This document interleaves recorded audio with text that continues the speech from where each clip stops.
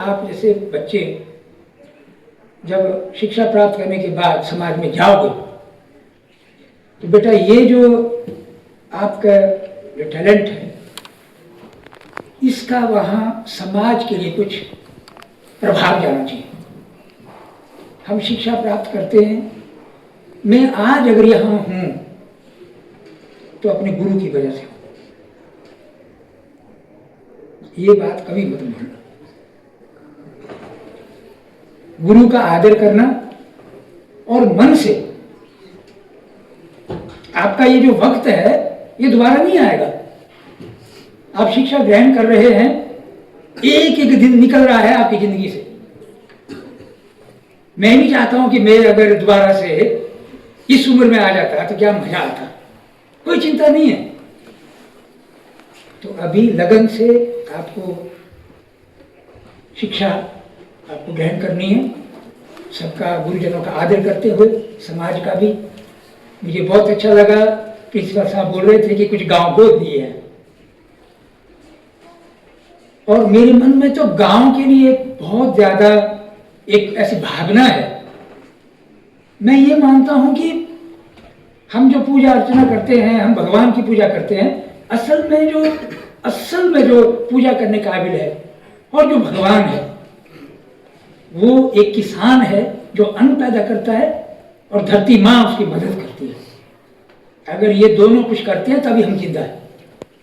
तो मैं उस प्रकृति को, उस धरती माँ को सबसे बड़ा भगवान मानता हूँ, और उसमें जो किसान जो कुछ भी पैदा करता है। ये बात अलग है, हमारा बहुत बड़ा दुर्भाग्य है कि आज कुछ ऐसे लोगों के हाथ में ये कुछ इस तरह का करने का जो वो हो गया है कि कुछ भी कर ले। हम देखते हैं खबरों में, ये फैक्ट्री पकड़ी गई, ये कंपनी पकड़ी गई, इनका प्रोडक्ट अच्छा नहीं था, ये गड़बड़ था, बाद में फिर पकड़े जाते हैं, फिर पकड़े जाते हैं। और ये सारी चीजें हमारे लिए होती है और हम उसको ग्रहण कर रहे हैं। अभी प्रिंसिपल साहब ने जो बात कही, मैं भी बहुत समय से ये बात खासकर कॉलेज स्कूल के अंदर ज़्यादातर बच्चों के साथ मैं शेयर करता हूँ कि हम जो आज खा रहे हैं वो हमारे लिए प्रकृति ने नहीं बनाया है। हमारे लिए वो सेब नहीं बनाया जो आज तैयार हो रहा है, जो बेमौसमी भी हो रहा है, नाम में भी सेब पैदा होने शुरू हुए। पर क्या उस क्लाइमेट के अंदर जहां वास्तव में सेब जो हमारा असल में जो सेब है, आप कभी देखें कि किन्नौर से जब गाड़ी आती है सेब रद्द करके तो दूर महक आ जाती है। तो क्या ये हमारा जो सेब है उसमें महक आती है? 15 स्प्रे हो रहा है जहर का उसमें।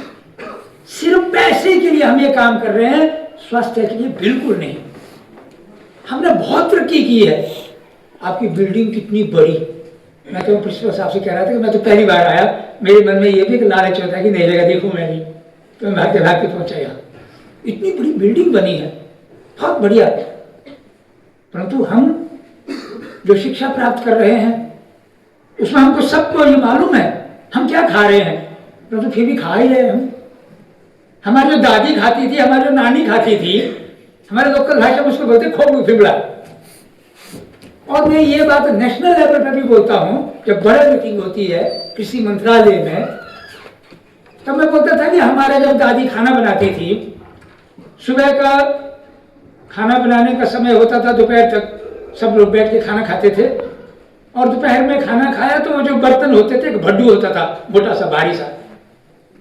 तो दादी तो तगड़ी थी, आज की जैसी जो बहू बेटी है उन तरह नहीं, तो उसे ज्यादा तगड़ी थी, क्योंकि वो खाते क्या थे और आज क्या खा रहे हैं। तो उसको बाहर उसकी मंजाई होती थी, एक बाहर एक जगह होती थी, उसमें राख से उसको किया जाता था, और वहीं पास में पुदीना का खूब एक झाड़ होता था, साथ में टमाटर का भी पौधा होता था, जिसमें टमाटर मिट्टी में लगे होते थे, नीचे पर सड़ते नहीं थे वो। आज तो टमाटर को ऊपर ऊपर चढ़ाया जा रहा है, फिर भी सड़ रहे हैं, 20 स्प्रे होती है। तो बर्तन साफ करके तुरंत दादी उसको चूल्हे पे फिर लगाती, या वो बड़ी कढ़ाई होती थी, कढ़ाई को चूल्हे पे लगाती और उसमें 5-7 लीटर छाछ डाल दी, है ना। और उसमें जो चावल डाले जाते थे तो जो प्रिंसिपल साहब कह रहे थे कि ये सफेद वाला तो कम, ये तो बहुत कम, ये तो अक्षत के रूप में ज़्यादा इस्तेमाल, ये कम, कभी कभी बनता था। बाकी तो वही थे जो इन्होंने कहा, जो हमारे मिलेट्स हैं, अद्भुत अनाज हैं, इनको प्रधानमंत्री जी ने कहा, उसको उनको बहुत बड़ी बात दी, श्री अन्न बोला। और मुझे जो पद्म श्री मिला इसी में ही मिला। 2023 जब इंटरनेशनल ईयर ऑफ मिलेट मनाया जा रहा था तो उसी वक्त तो कहीं पहचान हुई कि ये मिलेट्स का कैसे पता चलेगा, क्योंकि हमारे जो बड़े लोग थे, किसी विभाग के अंदर थे, यूनिवर्सिटी के अंदर थे, तो मिलेट्स तो पढ़ाया नहीं गया, वो तो बहुत पहले छूट गया था पीछे, तो वो नहीं पता था। मैं भी ये जो सब कर रहा था तो पागलपन ही में कर रहा था। कुछ लोग मेरी इज्जत करते थे, कुछ तो बोलते थे इसका काम पहले कर लो, मेहरबानी करके फिर चले जाओ, तो हमारा काम नहीं खाओ। तो इसलिए भी मेरा काम जल्दी हो जाता, मैं दफ्तर में जा करके, तो बोलते थे दुखी करेगा तो निकालो। तो अब जब पता चला, कोविड आया, तो समझ आ गया कि इतनी गोलियां खाई, कुछ किया तो भी ठीक नहीं। कारण क्या है कि हमारा इम्यूनिटी ठीक नहीं है। तो इम्यूनिटी अच्छी होगी तो फिर बाहर का कोई भी वायरस जो है ना, हमको कोई नुकसान नहीं पहुंचा सकता। तो इम्यूनिटी किस चीज़ से अच्छी होगी?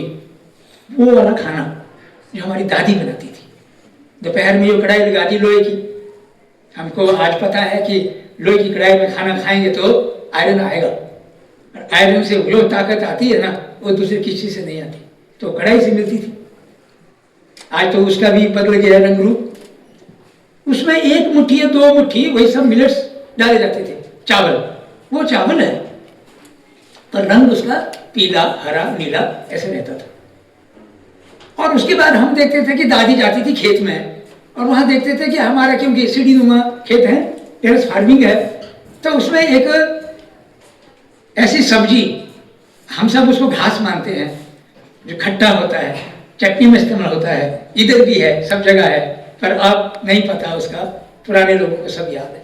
तो वहां से वो तोड़ के लाते थे, इतना कर, पत्थर के बीच से उगा होता है, इतना लाते, बंच धोते, लभोड़ा बोलते, वही मैं सोच रहा था कि कोई को तो बोलेगा। तो लाते थे, बरीक काटते थे, कढ़ाई में डाल दिया।